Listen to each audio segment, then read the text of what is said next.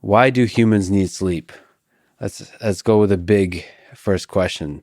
Okay, well, the answer I'll start with is the one that I always default to when there's a why question, which is I wasn't consulted at the design phase. So so I wriggle my way out of giving a absolute answer, right? But there's one mechanism that's very clear, that's super important, which is that the longer we are awake, the more adenosine accumulates in our brain.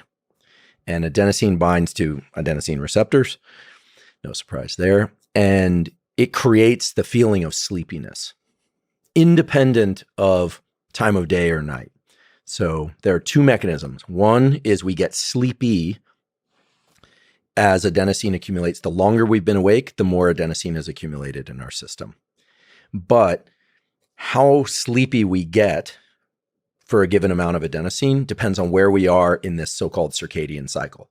And the circadian cycle is just this very, very well-conserved oscillation. It's a temperature oscillation where you go from a low point. Typically, if you're awake during the day and you're asleep at night, your lowest temperature point will be like 3 a.m., 4 a.m., and then your temperature will start to creep up as you wake up in the morning, and then it'll peak in the late afternoon, and then it'll start to drop again toward the evening, and then you get sleepy again. That oscillation in temperature takes 24 hours. Plus or minus temperature.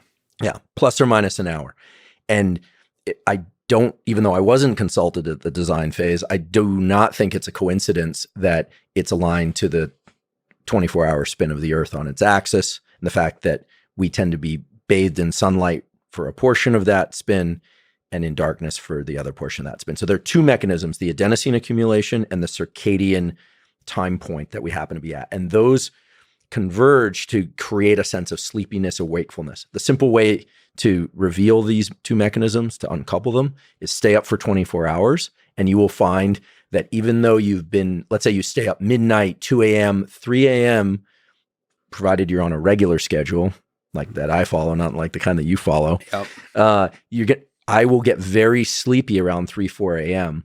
But then around 5 or 6 or 7 a.m., which is my normal wake up time, I'll start to feel more alert, even though adenosine has been accumulating further. So adenosine is higher for me the longer I stay up, and yet I feel more alert than I did a few hours ago. And that's because these are two interacting forces. So adenosine makes you sleepy, and then just how sleepy or how awake you feel also depends on where you are in this temperature oscillation that takes 24 hours.